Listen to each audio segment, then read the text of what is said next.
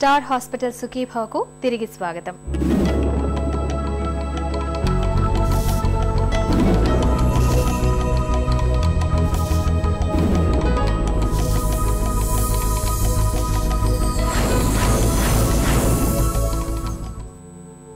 రొమ్ము క్యాన్సర్ ఉండొచ్చనే భయం ఓవైపు వేధిస్తోన్న పరీక్షలకు సంబంధించి రకరకాల అపోహలు చాలా మందిని వేధిస్తాయి.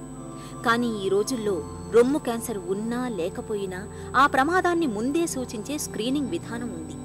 అందులో ప్రధానమైంది స్క్రీనింగ్ మ్యామోగ్రామ్. ఒక మహిళ గాని వైద్యులు గాని క్యాన్సర్ ప్రమాదాన్ని గుర్తించలేని పరిస్థితుల్లో ఈ పరీక్షను సిఫారసు చేస్తారు. సమస్య ఉన్నా లేకపోయినా కూడా 40 ఏళ్లు దాటినప్పటి నుంచి ఏడాదికోసారి మ్యామోగ్రామ్ చేయించుకుంటే క్యాన్సర్ ప్రమాదాన్ని చాలా ముందుగానే గుర్తించవచ్చు.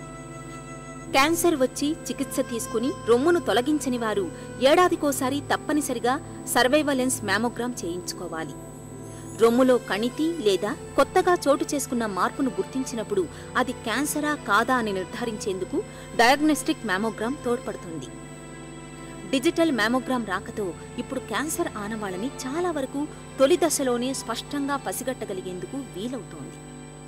డిజిటల్ టెక్నాలజీని వాడుతూ ఇటీవల కాలంలో రెవల్యూషనరీ టెక్నాలజీ డిజిటల్ మ్యామోగ్రఫీ అనేది వచ్చింది.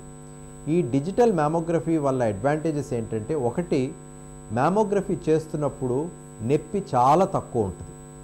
రెండోది, రేడియేషన్ చాలా తక్కువ ఉంటుంది. మూడోది, క్లారిటీ. చాలా ఇంపార్టెంట్ థింగ్ ఏంటంటే క్లారిటీ. మామూలుగా మ్యామోగ్రఫీ చేసినప్పుడు ఒక ఫిల్మ్తో మనం చదవటం జరుగుతుంది. ఆ ఫిల్మ్ కళ్ళకి దగ్గరికి కానీ దూరంగా కానీ మనం పెట్టుకుని ఏమైనా మార్పులు ఉన్నాయా లేదా అని మనం తెలుసుకోగలం. కాకపోతే డిజిటల్ టెక్నాలజీతో, డిజిటల్ మ్యామోగ్రఫీతో ఒక హై రెజల్యూషన్ ఇమేజ్ వస్తుంది. కాబట్టి ఏమైనా చిన్న మార్పు ఉన్నట్టయితే అది క్లియర్గా మానిటర్లో చూసుకోగలుగుతాం. అంతేకాకుండా ఏమైనా డౌట్ ఉన్నట్టయితే ఆ ఇమేజ్ని ప్రపంచంలో ఎక్కడికైనా పంపించవచ్చు. అందుచేతే ఈ డిజిటల్ టెక్నాలజీని వాడుతూ డిజిటల్ మ్యామోగ్రామ్ అనేది ఇట్స్ ఎ రెవల్యూషనరీ అడ్వాన్స్. చాలామంది మ్యామోగ్రఫీ చేయించుకోవడానికి భయపడతారు. ఎందుకు భయపడతారంటే ప్రధానంగా 2 కారణాలు. ఒకటి, మ్యామోగ్రఫీ చేయించుకుంటే నొప్పి ఉంటుందని. మ్యామోగ్రఫీ కనుక సరిగ్గా చేస్తే నొప్పి ఉండదు, మొమెంటరీ డిస్కంఫర్ట్ ఉంటుంది, అది కూడా కొద్ది క్షణాలే. రెండోది, చాలామంది అనుకుంటారు మ్యామోగ్రఫీ చేస్తే రేడియేషన్ హ్యాజార్డ్ ఉంటుంది అని. మ్యామోగ్రఫీ చేస్తే radiation dose is equivalent to dental x ray. అంటే పళ్ళకి చేసే ఎక్స్రే ఎంత రేడియేషన్ ఉంటుందో మ్యామోగ్రఫీకి అంతే రేడియేషన్ డోస్ ఉంటుంది. అందుచేత భయపడాల్సిన అవసరం లేదు. ఇది రేడియేషన్ హ్యాజార్డ్ కానీ నొప్పి ఉంటుందని భయపడాల్సిన అవసరం లేదు. ప్రతి మహిళ 40 సంవత్సరాల నుంచి గనక మ్యామోగ్రఫీ స్క్రీనింగ్ గనక చేయించుకున్నట్టయితే తప్పకుండా మనం రొమ్ము క్యాన్సర్ని తొలి దశలో గుర్తించే అవకాశం ఉంటుంది. రొమ్ము క్యాన్సర్ వస్తే చికిత్స చేయటం తప్పించి అసలు అది రాకుండా ముందు నుంచే మనం చేయగలిగిందేమీ లేదు. కాబట్టి దీని విషయంలో మన చేతుల్లో ఉన్నది 2 పద్ధతులు.